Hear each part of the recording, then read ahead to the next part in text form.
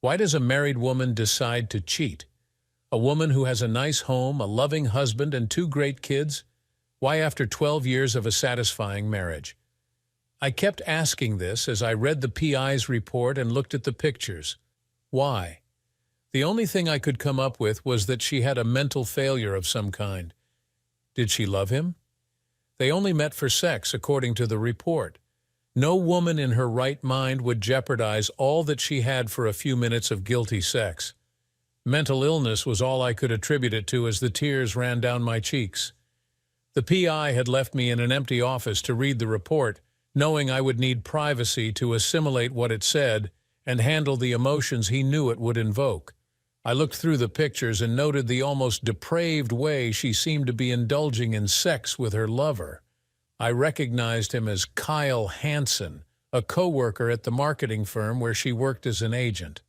They'd been meeting a couple of times a week at the Royal Inn out at the highway interchange and occasionally in our house in the guest bedroom. That's where the PI had gotten the pictures, so there was no privacy issue when this went to divorce court. The first time the PI saw them going into our house, he'd rigged minicams and audio tapes in various rooms. So now I had to decide how to confront her and when. I pretty much determined that I would have to divorce her. There was no way I could condone her cucking me and expecting me to turn the other cheek. I considered myself a Christian man, but the pictures indicated such depravity and lack of respect for me that I could not conceive of any reason for me to forgive her. My name is Jack Riley. I'm 45 and manage a hardware store. The job sometimes requires long hours away from my family, and this is what may have contributed to my wife straying, I thought. But hell, that was no reason to cheat.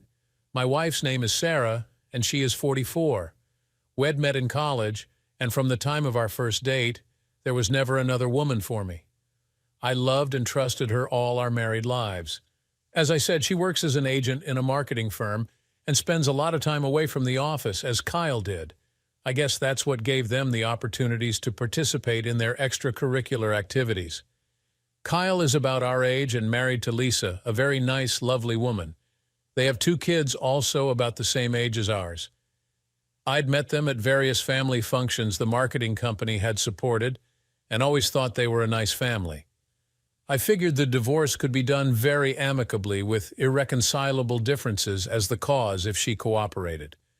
We made approximately the same incomes, so there should be no alimony, and if our son Sam, 13, came to live with me and our daughter Lily, 11, stayed with her mother, there would be no child support. The house would have to be sold and all assets split 50-50.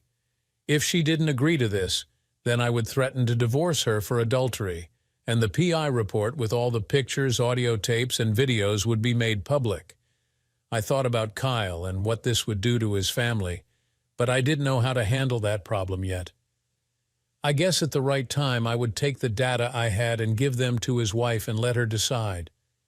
I knew it would devastate her as much as it did me, but she had to know the type of guy she was married to, and I wanted some revenge for what he'd done to my family. Just then there was a knock on the door and the PI came in. "How are you doing, Mr. Riley? Do you have any questions on the material?" "No, I guess not. It's all here as I expected," I sadly responded. "Do you want to see the videos or listen to the audio tapes? You might get a better idea of how the events transpired." "No thanks, I couldn't take any more than what the photos show," I answered. I really couldn't take what I'd seen if she'd totally given herself to another man. And so I got up and prepared to leave. On the way out, I wrote the PI a check for the balance I owed him, and taking his report with the photos, audio, and videotapes, I left his office. I'd taken the afternoon off and decided to just let the assistant manager handle things at the store. It was good training for him, and he could reach me on my cell if needed. Stopping at a park near our home, I mulled over in my mind the events that had led me to discovering my soon-to-be ex-wife's adultery. I didn't want to go to the house we called home because I could no longer think of it as a home, just a house where we ate and slept. I decided I would have to try to hold the family together as long as possible for the sake of the kids, as they needed the security of a home. Sarah is an attractive woman, and keeps in shape with workouts and the activities related to her job. She isn't slim by any means, as she'd filled out some after the kids were born, but I'd noticed she'd lost a little weight and was tired a lot lately, which I'd put down to a new diet. She still looks very nice to me. Our sex life had been frequent up to a few weeks ago, and very loving but bland, mostly using the missionary position with little or no oral sex. I thought about broaching her on spicing up our sex life, but was always afraid of her reaction to some of the fantasies I had. I didn't catch on right away as to the reduced frequency of our mating, but looking back, she didn't want to have sex with me on the day she'd been with Kyle. But all other times, our lovemaking continued as before. It was when I accidentally saw a bank billing for her personal business card and noted charges to our local Royal Inn that I became suspicious and decided to do some checking. The PI's report was the result. Maybe I should have confronted her about it then, but if she was cheating, I wanted it documented. It was very expensive, and I'd had to go into our retirement savings to pay for it. I determined that if he found out what I expected, I wouldn't have to worry about growing old and retiring together someday. The thing that bothered me the most was that she never seemed to change her loving attitude toward me, even as she was having her affair. I wondered about how she could be so two-faced about it and act like nothing had changed in her life. She must be a good actress, I thought. What she was doing with Kyle indicated she lost her love and respect for me as her husband and lover, and her insidious behavior must be dealt with. As I sat in the park where we'd taken our kids so many times as they were growing up, I could feel my eyes tearing up again, and my thoughts went back over the 12 years of what I thought was an ideal marriage, all the good times with only occasional problems. How could she have given it up so easily? I sobbed quietly with my head back against the headrest in the quiet of the park for some time until I brought myself under control. Another thought came to me: if she truly were suffering from a mental illness, could I stay with her? Our wedding vows included the words "in sickness and in health." Mental illness is a sickness. Could I stay in the marriage to honor that vow if she stopped her affair? But the marriage vows also included the words "and forsake all others," and she had certainly not done that. I decided that I could never trust her again, and if I can't trust her, even though it's caused by a sickness, I couldn't live with her. How could I control her and work too? So divorce was the only solution. Next, I considered how to manage the break with minimum impact on the kids and without having a major confrontation with her. But first, I needed to find and talk with a divorce attorney. Using my cell, I called our attorney to get a recommendation from him. Jerry was surprised when I told him what I wanted, but provided me with a name, Ron Davis, and a phone number. Before hanging up, I asked him to rewrite my will, removing Sarah and naming our kids as the sole beneficiaries. I immediately called and made an appointment for the next morning with the divorce attorney. Then I decided to go home and try to act normal for a few more days. When I got home, Sarah hadn't arrived yet, but the kids were home from school and doing their homework. I was proud that they disciplined themselves with a little help to do it as soon as they got home from school. "Dad," Lily asked, "what are you doing home so early?" "I had some business to take care of, honey, and rather than going back to the store afterward, I just came home to check up on you guys." "Oh, Dad, you know what hard workers we are," she responded with a roguish grin as we hugged. "She was a great daughter, and I was going to miss her when I split with her mother." "Oh, sure you are. Isn't your mother home yet?" "No. She called and said she had a showing and would be a little late. She's bringing Italian home for dinner. Sounds good to me." "Is Sam up in his room?" "Yeah." I wondered if Sarah was meeting Kyle this afternoon at Royal Inn as I went upstairs and knocked on Sam's door. I'd pulled off the PI as I had all the information I needed, so I wasn't keeping track of her affair as I had before. Sam opened the door, and I ruffled his hair and hugged him. "What's up, Dad?" "Nothing much, just letting you know I'm home." "How's school going?" "Good. No complaints." We talked for a few more minutes, then I went downstairs and made myself my favorite drink, bourbon on the rocks, while I waited for Sarah to get home. She came in half an hour later, looking a little tired and pale, even a little grayish. And with her recent weight loss, it made her dress hang a little loose on her. Funny, I thought she hadn't mentioned going on a diet. I watched as she took the bag of Italian into the kitchen and hugged Lily. Then she went and called upstairs for Sam to come for dinner, before turning to me with a smile that lit up her whole face. "How was my darling husband's day?" she asked with a kiss on my cheek. "Fine," I responded, returning a kiss to her cheek. "Are we grouchy about something today?" she asked with a questioning look on her face. "No, I'm fine, honey. Just a busy day," I responded, trying to act a little more cheerful. She looked at me with a funny expression on her face, almost like guilt, I thought, and turned and went back into the kitchen. I finished my bourbon and went out to the kitchen to help her set the table while Lily poured the water glasses. She seemed to love me as much as she always had, and it really puzzled me as to why she was suddenly needing extra sex and risk our marriage. But it would soon be a moot point since the divorce would proceed no matter the reason for her adultery. We had a pleasant meal together as Sarah told us about the showing that had delayed her. It seems it was a rather large, expensive house, and her commission would be considerable. I didn't know or care whether there was a real showing or if she had just indulged herself with her lover instead. I was past caring, but I tried not to reveal my inner feelings for the kids' sake as we ate. Afterward, the kids cleaned up the kitchen, and while Sarah was upstairs putting on more comfortable clothes, I went into the family room to watch the news. I heard the shower running upstairs, and I wondered if she was washing off her lover's smell so she could give me a guilty seconds tonight. I was getting mad about her affair and beginning to think about appropriate revenge. That night she did try to initiate sex, but I put her off and rolled over away from her. I feigned sleeping, and I could hear her sigh as she turned away. The next morning I was up early and out of the house before the rest were up. I left a note explaining that an important project at work needed to be finished today, and I needed an early start.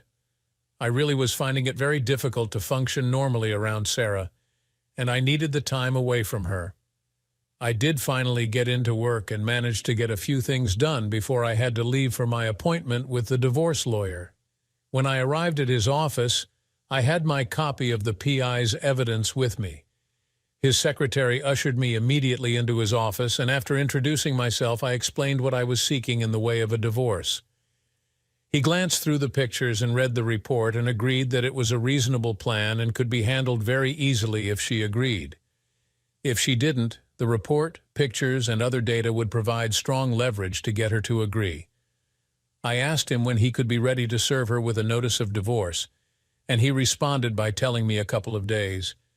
It would take that long to prepare the papers, file them at the courthouse, and then prepare copies for serving. I asked if he could put one of the photos of her and Kyle with the divorce papers to be served so that she would know immediately the reason. He promised he would do that, and he would call me as soon as the papers were ready to serve. I left and headed home. Now I had to decide how to break the news to Sam and Lily. The breakup of the family without any warning would devastate them, I was sure. I couldn't warn them ahead of time, as Sarah would know before being served, and part of my revenge was going to be having her served at the marketing firm. I planned it to be a total surprise that I knew about her affair. That and the notice of divorce should shock her into suddenly realizing what she had lost. It might also signal to Kyle that his marriage might be in trouble too if he was there or heard about it. The kids were my biggest concern, and I had to figure out a way to break it to them gently. I spent the rest of the day looking for a furnished apartment that I could call home temporarily until I found something more permanent. I finally found one and put down a deposit to hold it for a few days and then headed home. Sarah was home when I got there, preparing dinner. When she saw me, she smiled and gave me a warm kiss. Lord, I thought, this woman can act, and if she can do it, I can too, and returned her kiss with some passion. Easy, big boy. Wait till tonight and I'll give you what you're looking for. Lily, who was doing her homework at the dining room table, cried in disgust, "Mom, that's gross." "Sorry, honey, Mom got carried away for a minute," Sarah laughed. I wondered if I could stomach making love to her, but she might start getting suspicious if I didn't respond to her sexual overtures. I put her off last night, but I couldn't put it off 2 nights without an explanation. If I could, I'd have to do it. "What's for dinner?" I asked, with my arm still around her waist. "It's going to be burnt chicken and biscuits if I don't stop playing with you," she responded with a grin at me as she returned to her meal preparations. That night she slid into bed naked, but I noticed she appeared thin, and I was about to ask her why she was on a diet when she grabbed me and brought her mouth to mine. When she relaxed in my arms, she asked, "Oh, Jack, I do love you. You'll never know how much," she whispered to me as she returned my kiss. This is too much, I thought. She's screwing around on me and professing her love for me at the same time. I'm a fool. How rich can it get? Well, shall soon discover my love for her. "I love you too, sweetheart," I said. "There, take that, you witch." She snuggled up to me and we fell asleep together. The next day and night were a repeat of that night, and she said, "You are my dearest love, and I want to tell you that you are the greatest lover in the world. I couldn't let that go by." "I love you, sweetheart, but how do you know I'm the greatest lover in the world? How many guys have you been screwing?" She hesitated a moment before responding, and I could almost hear the gears grinding as she tried to come up with a suitable response. "You're the only one, my darling. I said that because I couldn't see how lovemaking could get any better." Good response. She is quick. "Well, tomorrow you're going to get my response, you witch," I thought just before I drifted off to sleep. She asked me a question, "Jack? Yeah? Can we have some time to ourselves Saturday morning? I need to tell you something. I'll take the kids over to my folks and we'll have a little sit-down discussion." What the hell is she going to confess? "Well, too late, baby." "Sure, fine with me." "What's up?" "I'll tell you then, okay?" I had some difficulty getting to sleep after that, thinking about what would probably be going down tomorrow and how I was going to handle everything. I wondered how she was going to handle her confession. She'd make it all my fault, probably. Hell, I was the best lover in the world and she loved me, so how could it be my fault? The next morning I was up early again and headed to IHOP for breakfast. I didn't want to see or talk to her again. It was all over now. Later, after I got to work, I called the divorce lawyer to check on the status of the divorce filings, and he told me they had been filed yesterday and they were ready to serve. I arranged to have them served on Sarah at 3:00 p.m. to give me time for what I had to do. Then I took the rest of the day off. Before I left, I asked my secretary that if my wife called, I was out on business. Sarah had gone to work and the kids to school when I got home, so I changed into work clothes and then went out and rented a small moving truck from U-Haul. Going back home, I began to load my personal belongings, clothes, computer, etc. I even wrestled my favorite recliner into the truck and then prepared to head for the apartment I'd rented. Just as I was getting into the cab, the next-door neighbor came over to see what was going on. "Jack," she asked, "are you guys moving?" "No, just me." "What's going on? Are you having problems?" "Sarah has found other interests, so I guess it's time to move on." "Oh, that's too bad, but I can't imagine Sarah doing anything to screw up your marriage." "Well, you can talk to her when she gets home tonight. I'm not sticking around. See you, Carol." I drove away, leaving her watching me with a puzzled look on her face. I knew that before the day was over, most of the neighbors would hear that Sarah had been screwing around on me, and I left her. Carol was the neighborhood gossip. After unloading the truck at my apartment, I turned it in and picked up my car. Returning to the apartment, I stowed everything away, showered, and changed my clothes. After lunch, I went down to our bank and took half the money in our household account and transferred it to my own account. Then I spent a couple of hours taking care of insurance and other items that needed changing. At 2:30, I drove over to the middle school where the kids were attending and waited for them to leave. It took a few minutes to pick up the kids before they got on their school bus. They were both puzzled by my being there as we headed home. "How come you're picking us up, Dad?" "What's going on?" Lily asked. "I'll tell you in a minute, honey," I told her as I pulled into the park near our house and parked the car. Lily was sitting in the front seat beside me, and Sam was in the back. As I turned to them, both looking very confused, I took a deep breath. "This is very hard for me to tell you this, but I've left your mother. You'll be living with her until we work out the custody arrangements, but I have my own apartment now, and I'll no longer be living at home." "Why, Daddy?" Lily exclaimed, tears filling her eyes. "Why can't you be with us anymore?" Sam just muttered, "Oh," and turned his head away to avoid us seeing his tears. "I'm really sorry, you guys, and I can't explain the reason, but you have to remember that we both love you and will always be there for you. You're both going to have to support your mother and be there for her, but our marriage is broken and I don't think it can be repaired. We'll be there as your mom and dad, but we won't be doing it together." Lily was openly crying now, and I reached over and tried to hug her over the console. I hated to see my little girl cry. Why did Sarah do this to us? I asked myself.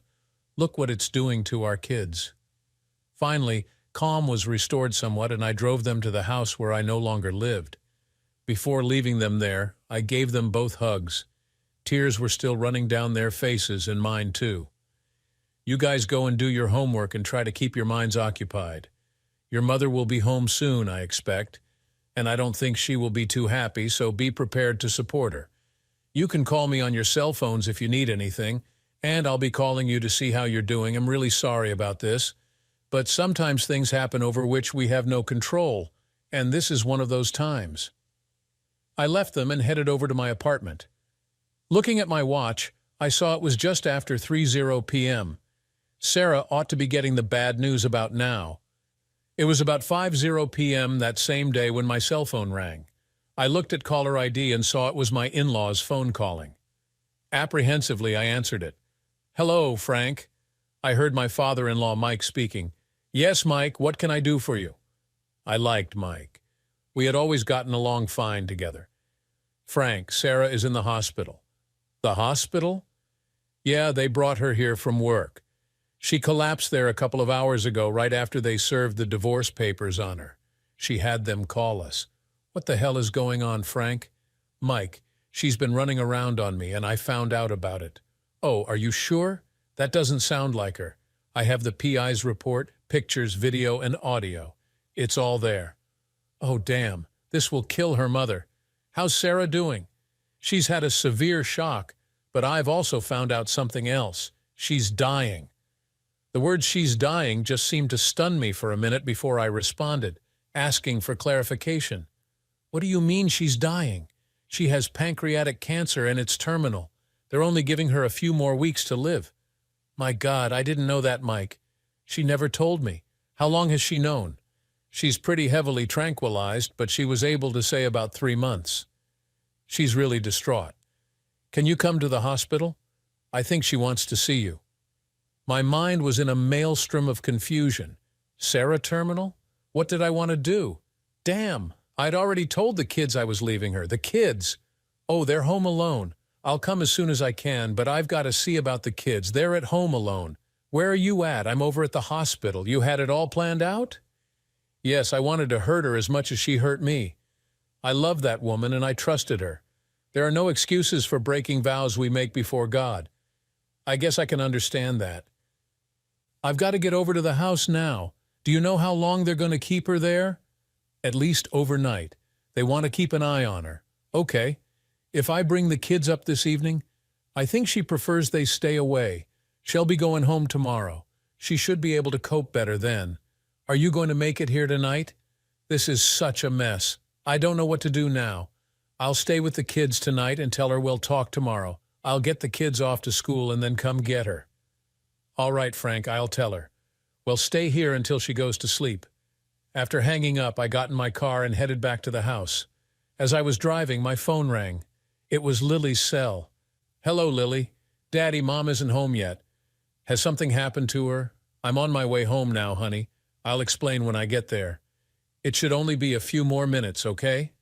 Bye." Lord, what was I going to tell the kids? This was such a mess. Why didn't she tell me she was terminal?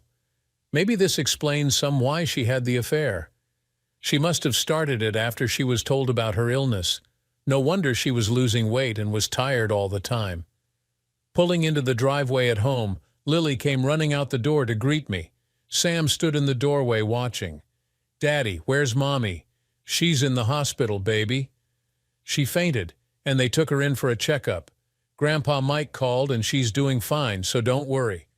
Well, see her tomorrow when she comes home. They're just keeping her overnight to make sure she's okay." I took her hand and we went inside.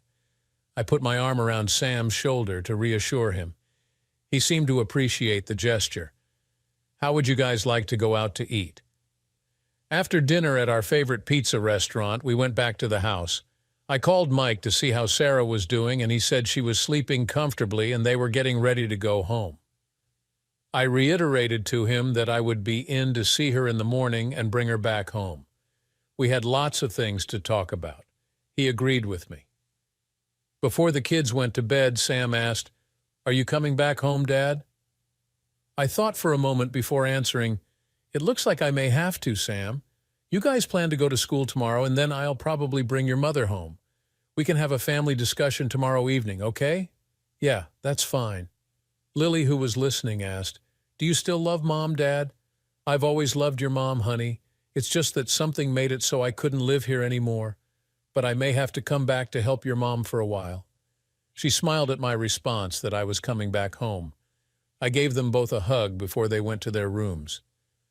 After they left, I made myself a drink and then sat in front of the TV, looking at the blank screen for a while. Yes, I'd have to come back home if she was dying.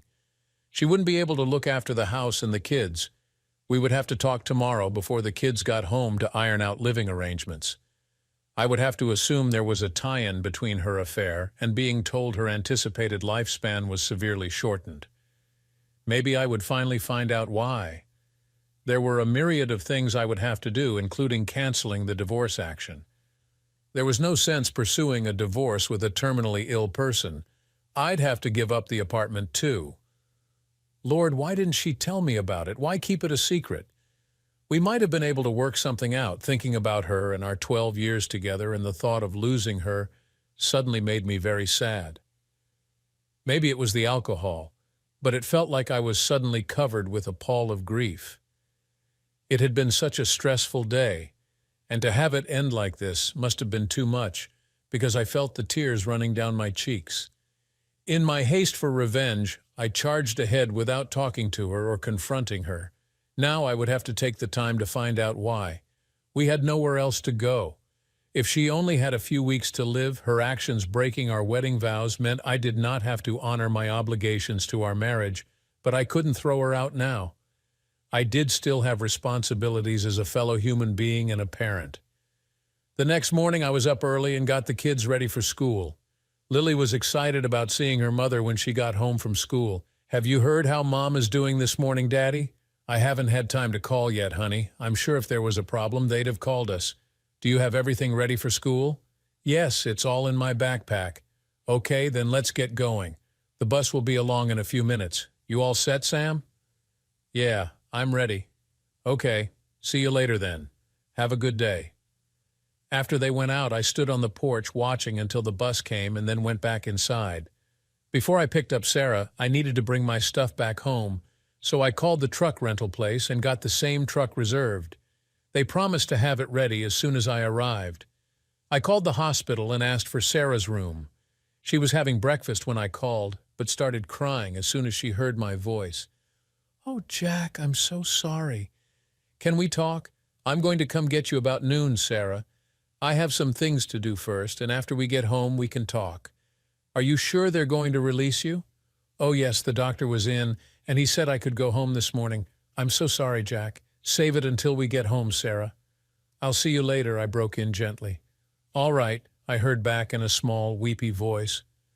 Putting on my work clothes, I headed for U-Haul to pick up the truck. It took a little less than 2 hours to get my stuff moved back home. Then I showered and changed clothes again and took the truck back to U-Haul. I picked up my car there and headed to the hospital. Sarah was waiting for me, all dressed, sitting in a wheelchair in the hospital lobby when I got there. Her parents were with her, and I was stricken by her appearance. Since I'd seen her yesterday morning, she looked like she'd aged 10 years. Her eyes were red and swollen from crying, and her pallor was almost a grayish yellow. However, I steeled myself from taking her in my arms. "Are you all ready to go?" "Yes, they released me a little while ago. I've just been waiting for you," she sobbed out. "Come on then," I told her with some kindness in my voice, as I didn't want her to start a scene in the hospital lobby. "Let's go home." Mike spoke up. "She's our daughter, but she's your wife, and we gave her to you in marriage. If your marriage is finished, we'd like to have her back with us. I hear you, Mike, and I recognize my responsibilities as a husband, even though your daughter has broken her marriage contract with me. We'll be talking when we get home, and I'll let you know." "Okay, Frank. If you go get your car, we'll wheel her out when you get back." "Thank you," I responded as I hurried out to get my car. Later, as we drove home, Sarah started to speak. "Jack, I'm so sorry. I know nothing can tell you how sorry I am." "Sarah, why don't you wait until we get home? We'll have time to talk before the kids get home. Are you going to throw me out, Jack?" "No. If you are as sick as your dad says you are, then we will stay together. This is going to be very hard on Sam and Lily. I've already told them that we were splitting up, but not why. I've rented an apartment and moved out yesterday, but I moved back home this morning. I guess the biggest thing you're going to have to explain to me is why. Why did you do it, and why did you do those things with Kyle you never did with me? I think I deserve an answer, and when we get home, I want you to tell me why. If your dad hasn't told you, I hired a PI, and I have his report with pictures, video, and audio recordings when you met Kyle in our guest room. So there's nothing you can say that will disprove your actions." Sarah just sat in the passenger seat with her head down, quietly crying. "All right, Jack, I'll try to tell you." We drove along in silence except for her weeping until we got home. I helped her inside and up to our bedroom, where she said she'd like to shower and change her clothes before we sat down to talk. While she was doing that, I made soup and sandwiches for lunch. After lunch, we sat at the kitchen table across from one another and looked at each other. "Go ahead, Sarah. I want to hear it now before the kids get home." "All right. I don't know whether you remember or not, but about 3 months ago, I was having stomach pains I thought were indigestion or heartburn. Well, after a couple of weeks and the pain didn't stop and I couldn't relieve it with an antacid, I went to see our family doctor and he sent me out for tests and a CAT scan. I did all this without telling you because I didn't want to worry you or the kids unnecessarily. My job lets me get out of the office at odd times, and I took advantage of it. When he got the results, he made arrangements for me to see an internist. He did some more tests and finally told me I had a case of pancreatic cancer, and there wasn't much they could do for me. He told me that it was discovered so late that treatment would be ineffective, and I had only a matter of weeks to live. I was finally going to tell you about it this Saturday. It struck me very hard that I would be leaving you and Sam and Lily. I didn't know what to do or how to tell you or the kids. One thing that also kept going through my mind was that I was so young and really hadn't lived yet. Sometimes when you weren't around, I went to X-rated sites on the computer and watched certain acts that really turned me on. I always wanted to do some of them, but never mentioned it to you because I was afraid you'd lose respect for me. I wanted your memory of me to be unsullied with thoughts that I was a deranged woman.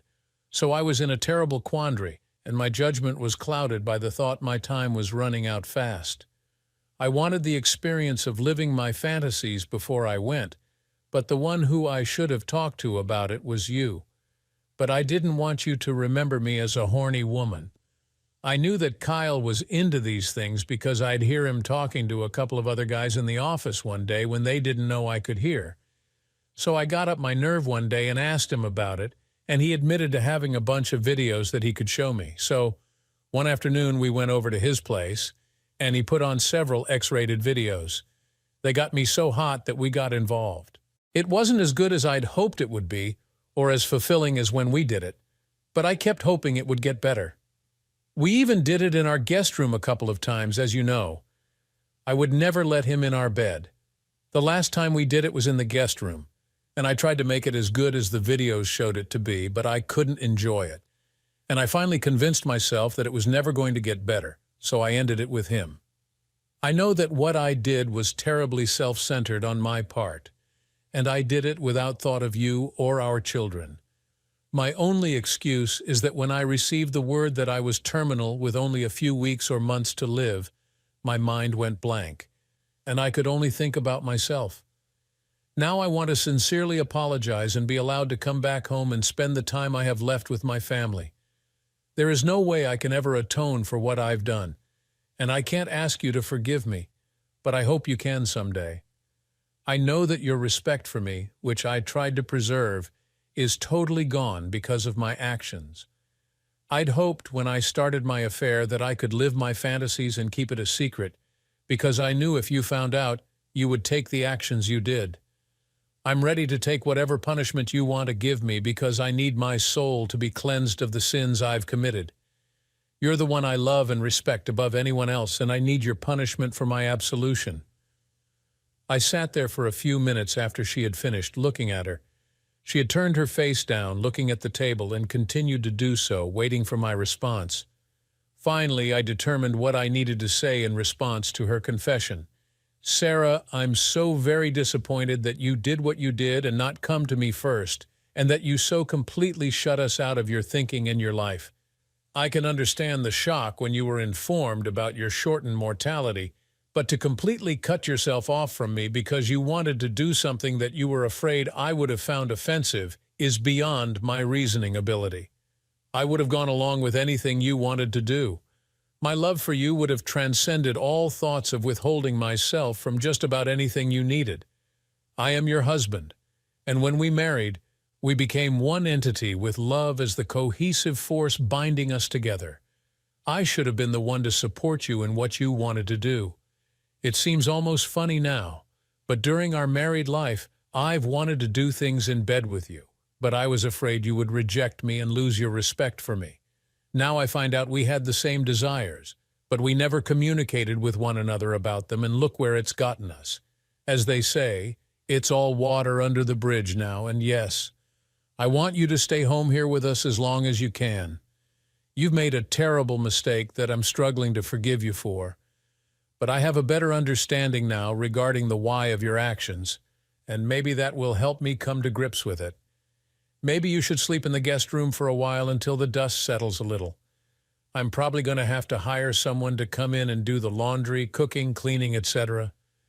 We may have to eventually convert the dining room into a bedroom for you when you can't get up the stairs anymore, but we'll worry about that later. Thank you, Jack. I appreciate being here with my family, and I'll try not to be a burden. I don't want you to think you're going to be a burden. It's our responsibility, and we will do whatever is necessary to support you. You're my wife, and you're their mother, and nothing will be spared in time or money for whatever time you have left. Thank you, honey, she told me as she reached tentatively across the table and took my hand. When the kids find out about your condition, it's going to be hard on them. It's going to come on top of me leaving you, and that hit them pretty hard. I told them we'd have a family meeting to discuss everything when they got home from school. Her face saddened again as she thought about our children. We have to do it, I guess. They're old enough now, but it's still going to be hard, especially on Lily, she acknowledged, while she continued to grip my hand. I didn't pull away from her. The meeting with the kids took place soon after they got home from school. Lily exhibited her joy to find her mother back home, whereas Sam was less demonstrative but seemed relieved to see her again. They both wanted to know if we were still mad at one another and if we were back together for good. We assured them that Mom was back home for good, but some problems still needed to be worked out in our relationship, and their mother would be sleeping in the guest room for a while. I assured them that the problems would be worked out soon, and they seemed satisfied. I guess it was my job to go on to the family discussion that was not going to be pleasant, but had to be done and put behind us so we could go on.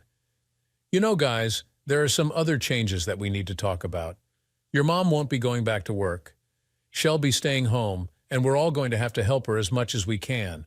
We'll be hiring someone soon to come in and help while I'm working, and you're in school, so she won't be alone. Lily, looking puzzled at first, was the first to speak. Are you sick, Mom? Sarah was sitting beside Lily and put her arm around her shoulders. Yes, I am, honey, and it's going to get worse. Lily's eyes widened as she absorbed what her mother had told her. What is it, Mom? It's cancer, baby, and it can't be cured. You're not going to get better? Comprehension was dawning on Lily's face, and I heard Sam mutter, "Oh." Tears were forming in Lily's eyes and starting to run down her cheeks. Are you going to die, Mom? Yes, I am, baby. We all have to die someday, and Mommy's turn is coming early. God is calling me home to be with him. Lily turned and buried her face on Sarah's shoulder and threw her arms around her neck, crying, I don't want you to die. You can't die. I won't let you. Sarah had her arms wrapped around Lily as I turned to Sam. Tears were running down his cheeks as I put my arms around him. What's she got? He choked out. Cancer, Sam. Pancreatic cancer. There's nothing they can do. Needless to say, for the next hour there was a lot of crying and praying before some sort of acceptance was reluctantly achieved. Lily still refused to believe that her mother was going to leave her, and I recognized that she would need strong family support from another woman when Sarah was gone. Finally, in an attempt to regain some semblance of family normalcy, I called and ordered some pizza to be delivered. Lily sat on her mother's lap, hugging her tightly and sobbing as Sarah tried to console her while we waited for the pizza to be delivered. I was amazed at how well Sarah was holding up, but knew that she was a good mother and would be there for her children as long as she could. Tears were running down my cheeks, too. After a couple of days, there was a degree of acceptance to our situation. Our parents and siblings were informed, and they gathered together to provide support. Sarah's mother, Margaret, moved in with us and took charge of the household. Of course, Sarah had to relinquish the guest room for her mother, and I was happy about that. I'd missed her in our bed, and making her stay in the guest room was just a cheap revenge against a terminally ill woman, and I couldn't rationalize doing it anymore. The first night was very teary and emotional. It was a night of reconciliation. She told me that she loved me and got down on her knees to ask for forgiveness. I could not hold it anymore and hugged her. We did not talk that night. She just held on to me and slept. Sarah lived for another month, and at the end she was so heavily sedated that she just slid away from us. I was there holding her hand as she left me. Even though her death had been anticipated, I was still grief-stricken for quite a while. Thankfully, Margaret stayed with us after the funeral for a while, but she had to leave eventually to go home and look after Mike. I hired a housekeeper to come in and prepare the evening meals and clean. The kids and I learned to do the laundry, so we managed to get by. A night before she died, she held me and whispered, I always wanted to die for you. I looked at her puzzled. You can live without me, but I cannot live without you. Find another wife after I am gone, because Lily needs another woman to confide in and guide her, and you need a companion too. I have not yet started to date again. I don't see that happening for some time. I'm still wondering whether to break up Kyle's happy home or not. I'll let him sweat a little while longer. Thanks for watching this emotional journey. How would you handle a situation where you discover a loved one's secret betrayal, especially when faced with their terminal illness? Share your thoughts and stories in the comments below. Don't forget to like, share, and subscribe for more heartfelt stories.